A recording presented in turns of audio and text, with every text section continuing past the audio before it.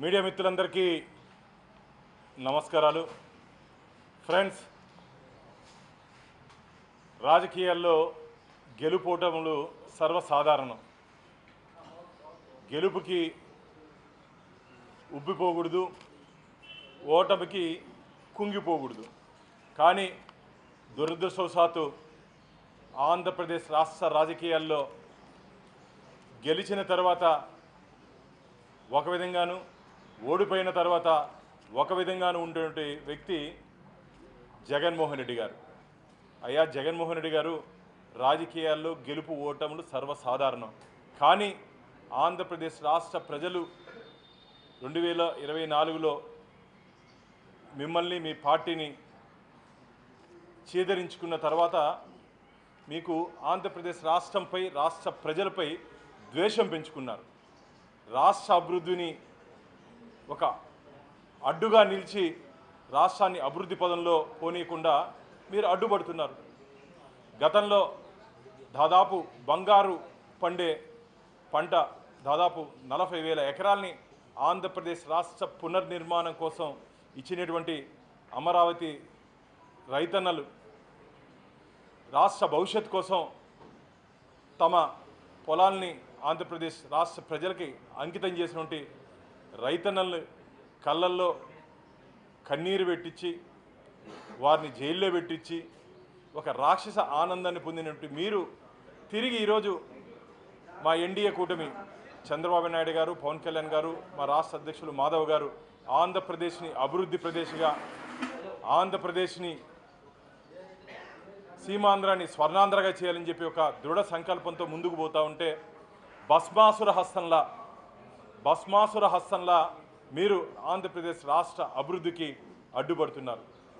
నిన్న రాజ్యసభలో, లోక్సభలో అమరావతి బిల్లుకి శాశ్వతంగా ఎటువంటి ఇబ్బంది లేకుండా ఒక మంచి బిల్లుని తీసుకొని వస్తే దాన్ని ఓర్వలేక మావిగన్ అంట. ఏందయ్యా మావిగన్ను? ఏంది జగన్మోహన్ రెడ్డి గారు? మీరు ఓటమి చెందిన తర్వాత మీ సరిగ్గా పనిచేయట్లేదని చెప్పి ఆంధ్రప్రదేశ్ రాష్ట్ర ప్రజలు భావిస్తున్నారు. ఈ మావిగన్ ఏందయ్యా? ఈ మావిడాకులు, అరిటాకులు, తాటాకులు చీపురు చీసిన మీ పార్టీని, మిమ్మల్ని ఊట్ చేస్తే తిరిగి మీరేదో ఆ గన్ను ఈ గన్ను అని మాట్లాడతారు. 2024లో ఓటనే గన్తో కొడితే 164 పక్షులు లేచిపోయాయి. ఓటనే ఆయుధంతో నిన్ను, నీ పార్టీని పేలిస్తే 164 పెట్టెలు లేచినట్లు లేచిపోయినారు. వై నాట్ 175 అంటే కొట్టే 164 లేచిపోయినారు. 11 మాత్రం మిగిలినారు. ఆ మిగిలిన 11 కూడా ఆంధ్రప్రదేశ్ రాష్ట్ర ప్రజలు మీకు ఇచ్చే పరిస్థితి లేదు. మీరు చేస్తున్నట్టు వ్యవహారం. ఎందుకంటే పెట్టుబడులు వస్తున్నాయి. ఆంధ్రప్రదేశ్ రాష్ట్రం ఒక ప్రశాంతమైన వాతావరణంలో ఈరోజు ఉంది. గతంలో మీరున్నప్పుడు పెట్టుబడులు రావు. పెట్టుబడులు వచ్చిన కమిషన్ల పేరుతో, వాటాల పేరుతో పారిశ్రామికవేత్తల్ని ఆంధ్రప్రదేశ్ నుంచి దూరం చేశారు. ఈరోజు మా కూటమి ప్రభుత్వం వచ్చిన తర్వాత శాంతి భద్రతలు బాగున్నాయి. ఆంధ్రప్రదేశ్ రాష్ట్రంలో పెట్టుబడులు పెట్టాలని వస్తుంటే దాన్ని ఓర్వలేక ఈరోజు పూర్తిగా ఒక భస్మాసురుల్లా నువ్వు ఆంధ్రప్రదేశ్ రాష్ట్రానికి తయారయ్యావు. ఇది మంచిది కాదు జగన్మోహన్ రెడ్డి గారు. మీరు చేస్తున్నటువంటి చేష్టలు ఆంధ్రప్రదేశ్ రాష్ట్ర ప్రజలు చీదరించుకుంటున్నారు. ఆంధ్రప్రదేశ్కు ఒకటే రాజధాని, అది అమరావతి మాత్రమే. ఒకే రాజధాని ఉంటుంది. మీరు ఎన్ని కుట్రలు కృతంతాలు పన్నినా మళ్ళా వస్తారంట, చూస్తారంట. మీరు వచ్చేది లేదు, చేసేది లేదు. మీరు ఆంధ్రప్రదేశ్ రాష్ట్రంలో అధికారంలోకి వచ్చేది ఒక కళ. నిన్న మొన్న నేను చూశాను, మీ నాయకులు మాట్లాడుతున్నారు, అంబటి గారు కానీ మిగతా నాయకులంతా ఏం మాట్లాడుతున్నారు? ఆంధ్రప్రదేశ్ రాష్ట్ర చరిత్రలో వైసీపీ పార్టీ అనేది తిరిగి అధికారంలోకి వచ్చేది కళ.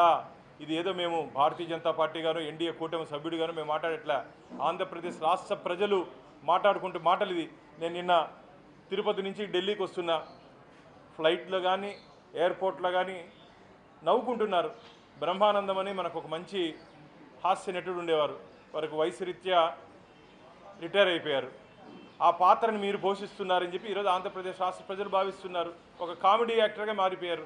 మీరు మాట్లాడుతున్న మాటలు కానీ, మీరు చేస్తున్న చేష్టలు కానీ ప్రజలు నవ్వుకుంటున్నారు. ఆ వీడియోల్లో ఏందయ్యా, గన్నేందయ్యా? మచిలీపట్నం, విజయవాడ, గుంటూరు, గతంలో విశాఖపట్నం అన్నవే, కర్నూలు అన్నవి, అవన్నీ ఏమైపోయినాయి? ఒక అపరిచితుల్లా తయారైపోయావు. ఒక అపరిచితుల్లా ఆంధ్రప్రదేశ్కి మీరు తయారైపోయారు. ఇది మంచిది కాదు. కాబట్టి రాష్ట్ర అభివృద్ధిని అడ్డుకోకండి, రాష్ట్ర అభివృద్ధిని అడ్డుకోవద్దండి. కేంద్ర ప్రభుత్వం నరేంద్ర మోడీ గారు ఆంధ్రప్రదేశ్ రాష్ట్రాన్ని అన్ని విధాలా ఎక్కడెక్కడ అవకాశం ఉంటుందో, ఎక్కడెక్కడ సహాయ సహకారాలు అందించాలో ఆ విధంగా అన్నిట్లో కేంద్ర ప్రభుత్వం మా నరేంద్ర మోడీ గారి సారథ్యంలో, ప్రధానమంత్రి గారి సారథ్యంలో ఆంధ్రప్రదేశ్కి ఒక అభయహస్తంలా ఈరోజు కేంద్రం ముందుకు తీసుకుపోతా ఉంది. దాన్ని ఓరవలేకున్నారు. గతంలో 5 సంవత్సరాలు ఏం చేశారయ్యా? 2019 నుంచి 2024 వరకు అన్నపూర్ణ ప్రదేశ్గా ఉన్నట్టు ఆంధ్రప్రదేశ్ని అరాచక ప్రదేశ్గా, అప్పుల ప్రదేశ్గా, గంజాయి ప్రదేశ్గా, పూర్తిగా అంధకార ప్రదేశ్గా మార్చినటువంటి ఘనత మీది కాదా?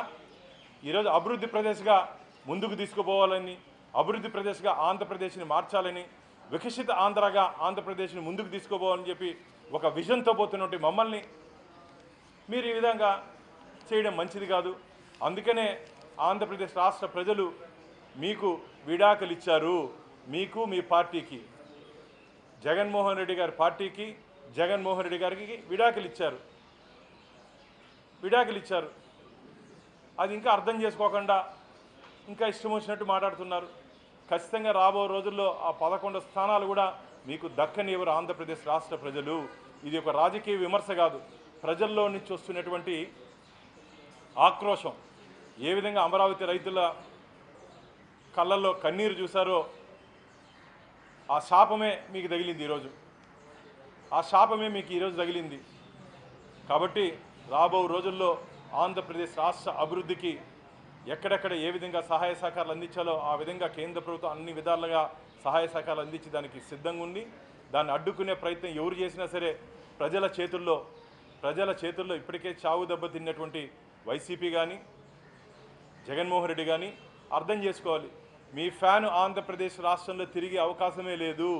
ఫ్యాను రెక్కలు ఆంధ్రప్రదేశ్ రాష్ట్ర ప్రజలు విరిచేశారు జగన్మోహన్ రెడ్డి గారు.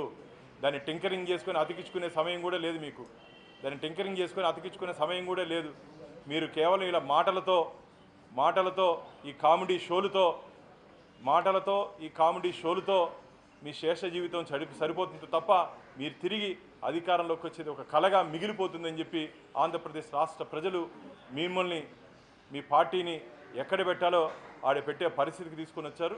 కాబట్టి ప్రతిపక్ష హోదా కూడా ఇవ్వకుండా ఆంధ్రప్రదేశ్ రాష్ట్ర ప్రజలు మీకు బుద్ధి చెబితే ఇంకా బుద్ధి లేకుండా ఆంధ్రప్రదేశ్ రాష్ట్ర అభివృద్ధిని అడ్డుకుంటూ మీరు ఈరోజు ఆంధ్రప్రదేశ్ రాష్ట్రాన్ని పూర్తిగా భస్మాసుర ప్రదేశ్గా మార్చాలని చెప్పి చూస్తున్నారు. ఇది మంచిది కాదు. ఖచ్చితంగా ఆంధ్రప్రదేశ్ని అన్ని విధాల అభివృద్ధి చేస్తూ ముందుకు తీసుకుపోతామని చెప్పి మేము హస్తినాపురం నుంచి, అయ్యా జగన్మోహన్ రెడ్డి గారు, హస్తినాపురం నుంచి ఆంధ్రప్రదేశ్ వరకు అందరూ ఒకే లైన్లో ఉన్నాం ఆంధ్రప్రదేశ్ని ముందుకు తీసుకుపోవాలని. కానీ మీరు మాత్రం ఇంకో లైన్లో, ఎంతసేపు మీకు ఇంకో పేరు ఉంది కదా యూటర్న్ అని, ఆంధ్రప్రదేశ్ మేము అభివృద్ధి పదంలో ముందుకు తీసుకోవాలంటే మీరు తిరిగి దాన్ని రివర్స్ చేయాలని చెప్పి ప్రయత్నం చేస్తున్నారు. మీ ఆటలు మాత్రం సాగనీయే ప్రసక్తే లేదని చెప్పి మిమ్మల్ని తీవ్రంగా హెచ్చరిస్తున్నాం.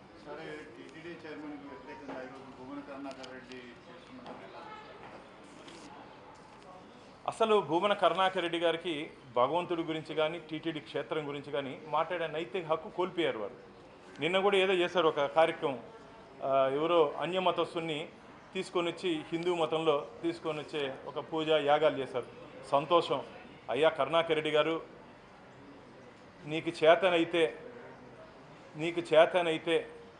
జగన్మోహన్ రెడ్డి గారి చేతుల్లో భగవద్గీత పెట్టయ్యా. నీకు చేతనైతే జగన్మోహన్ రెడ్డి గారి చేతిలో భగవద్గీత పెట్టు. నువ్వు ఊరికే ఎవరు అక్కడి నుంచి అబుదాబి నుంచి వచ్చాడు, దుబాయ్ నుంచి వచ్చారు, నేను వారిని మార్చానని చెప్పి పేపర్లో హెడ్లైన్స్ కోసం కాదు. నీకు చేతనైతే మీ జగన్మోహన్ రెడ్డి గారి చేతిలో భగవద్గీత పెట్టు. అప్పుడు నమ్ముతారు తప్ప ఏదో సెట్టింగ్ లేసి ఆలయాలు సెట్టింగ్ లేపించి ఆడ పూజలు చేసి తీర్థం తీసుకోకుండా అక్షంతలు వేసేసి దులిపించుకునే ప్రయత్నాలు అవన్నీ ఎవరు ప్రజలు నమ్మరు. ఈ డ్రామాలు ఎవరు వచ్చి నమ్మే ప్రసక్తే లేదు. కాబట్టి ఇవన్నీ ఒక డ్రామాలకు మేము భావిస్తాం. ఎందుకంటే ఒక హిందూ వ్యతిరేక ప్రభుత్వం ఆంధ్రప్రదేశ్లో రాజ్యం ఏలింది.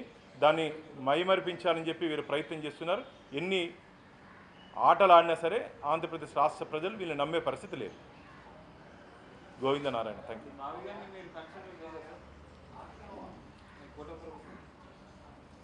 అసలు వినేదానికి ఒక కామెడీ షోగా ఉంది అది. ఈరోజు ఆంధ్రప్రదేశ్ అదే చెప్తున్నాను కదా, బ్రహ్మానందం రోల్ని వీళ్ళు రీప్లేస్ చేసినారని చెప్పి ఆంధ్రప్రదేశ్ రాష్ట్ర ప్రజలు భావిస్తున్నారు. ఆయన మహానటుడు ఆయన.